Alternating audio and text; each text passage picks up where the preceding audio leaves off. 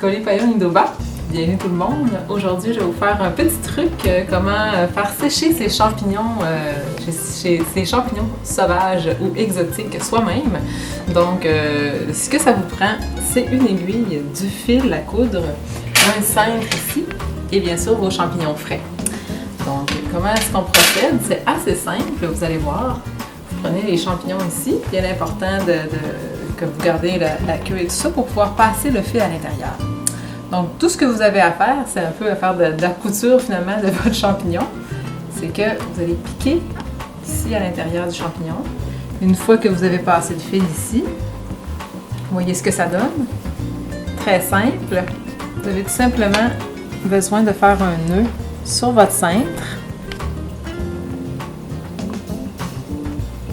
Et une fois que c'est fait,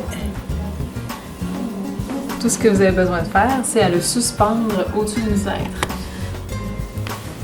Ce qu'il reste à faire, c'est à le suspendre comme ça ici, on va la fenêtre. Juste pendant à peu près environ 24 heures, ça devrait être suffisant pour faire sécher vos champignons. 24-48 heures. Puis par la suite, ça va faire des champignons secs que vous allez pouvoir garder pendant des années dans votre garde-manger. Donc, une fois sec, c'est ce que ça donne ici. Ça le réduit un peu en taille. Ensuite, ce que vous pouvez utiliser pour les réhydrater, c'est tout simplement les mettre dans l'eau chaude pour pouvoir les réutiliser lors de la cuisson. Fait qu'on met un petit peu d'eau.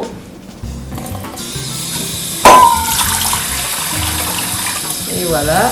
Et on laisse réhydrater les champignons comme on veut. Par la suite, tout ce que vous aurez à faire, c'est à les utiliser pour la cuisson.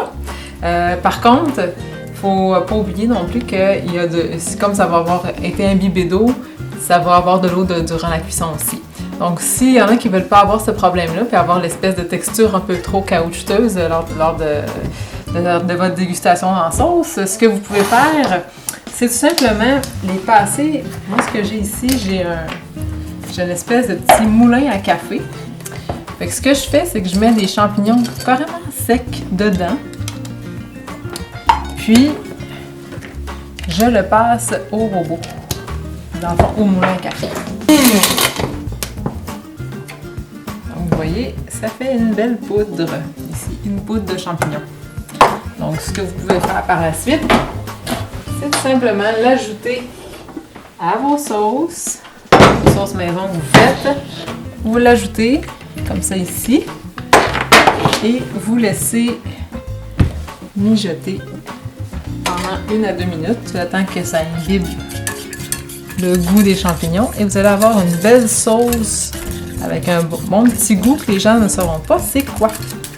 Ça va vous faire changement. Donc je vous souhaite une bonne appétit.